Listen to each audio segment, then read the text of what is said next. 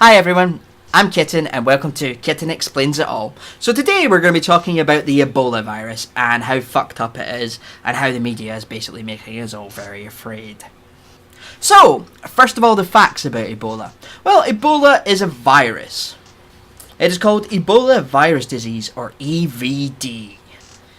It affects humans and other mammals. Signs and symptoms typically start between 2 days and 3 weeks.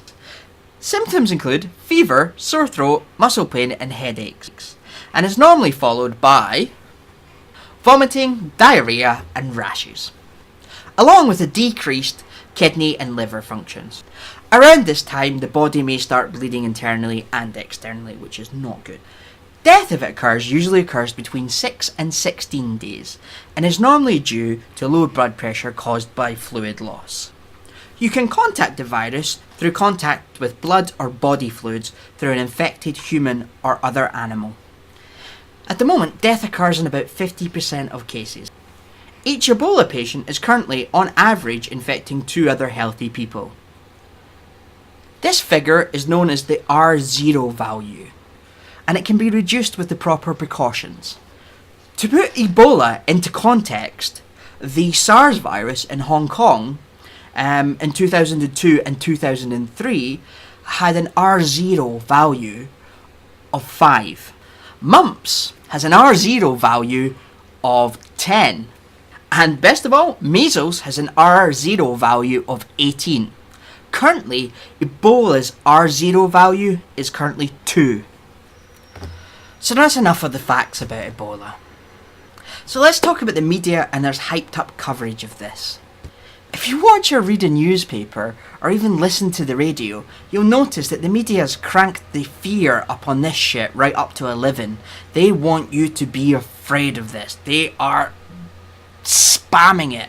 You know, it's on the news tickers non-stop, it's in all the newspaper. You can't get away from the Ebola virus, even though it's infected 1 person in the UK and 2 people in the US at the current time of broadcasting. I'm sure there'll be more, but yeah, at the end of the day, we need to, look at this. These news channels are like, oh my god, it's gonna kill us, we're all gonna die, run for your lives, hide for the children, save the children, and everybody's like, what the fuck? And when shit like that happens, normally I ask the question, what else is going on in the world that they're hiding or they don't want us to know? I'm not saying that this is the case every time. I'm saying that normally when things like this happen, there's normally a reason for it. They're trying to get us not to look at something behind the scenes. A good example of this is, when Congress passes a bill the day before, Easter or Christmas, or the UK Parliament passes a bill just before Parliament closes down, and the news doesn't really cover it because they're covering Easter or holidays or 4th of July. They tend to push these things through and use other things as smokescreens. So my question is, what is going on behind the scenes? I don't know. I really don't know. If I knew, I would be saying, this is what's going on, this is what we're not being told. And I'm sure we'll find out in time what the actual problem is. The problem right now is we're not being told, and we're being so hyped up by Ebola that everyone's focusing on this single thing that, in the grand scheme of things, has only infected 3 people in the Western country.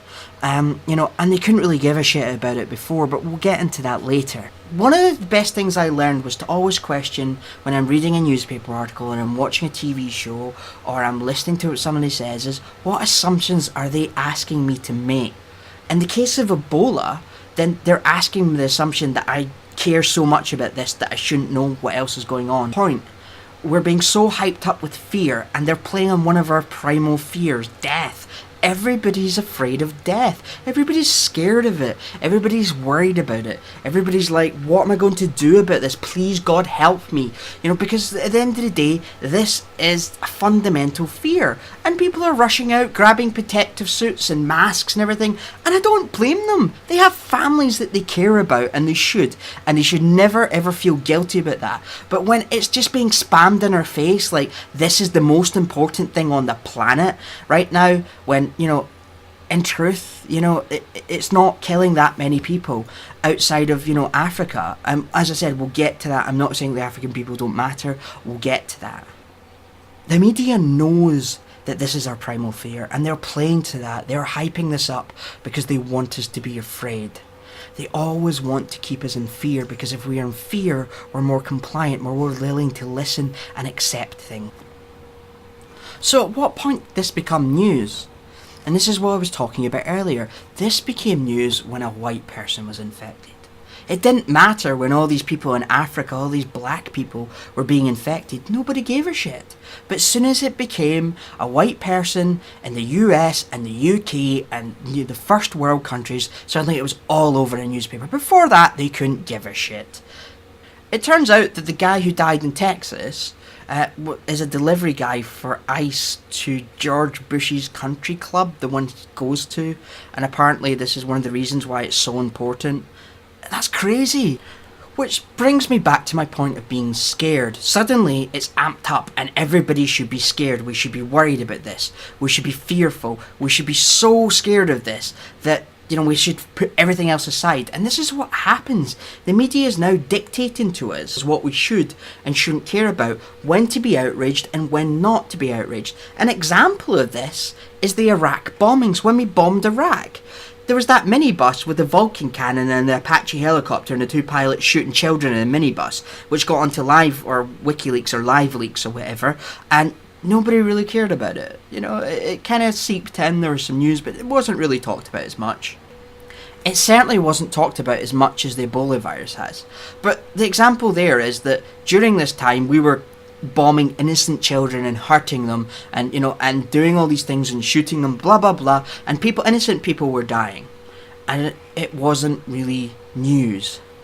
But as soon as one British or US aid worker gets caught and gets his head chopped off, it's all over the news. Everybody, we're meant to care. We're being told, you should care about this. This is important. This person, you should be blah, blah, blah, blah. And it's like, whoa. What about all the other people who have died in this conflict because of our actions? Are they not as important? Are those lives not as valuable as that one person? I'm not saying that person shouldn't have died, should have died. I'm not saying that. But what I am saying is that, the value of this person's life seems to be much more than the value of this. And it does, a lot of time, come down to skin colour. Not always, but largely it seems to be that way. We should care about this, but we shouldn't care about this. And the media portrays it that way. The media is like, you should be outraged at this, and these paedophiles, and this, and you should hate this. But you shouldn't care about all these people dying because that's just a fallout of what we're doing, blah, blah, blah. So this brings me to my final point. If we really cared about the Ebola virus and the people in Africa, then instead of spending these billions of pounds on planes and attack helicopters and missiles and all this technology and weaponry to kill people, why didn't we spend billions of pounds helping people in Africa build a decent healthcare system so that these diseases wouldn't even be able to take hold? I mean, Ebola's been around for a long time. There's even films about Ebola spreading and killing us all. And, it's been around long enough. And so if we invested all that money into helping these people develop a healthcare system, then Ebola, it wouldn't have killed all these people. But instead, we spend billions and billions of pounds on planes, tanks, helicopters to bomb stuff, rather than helping people out. And this is the point. This is where morality seems to have got flipped upside down, and the media has a huge responsibility for this. It's kind of psychopathic if you think about it. We'd rather spend money on blowing the shit out of innocent people. Some not so innocent, but mostly we kill innocent people. A lot of the people who died in Iraq, the 1 million people who died in Iraq, quite a lot of them were innocent.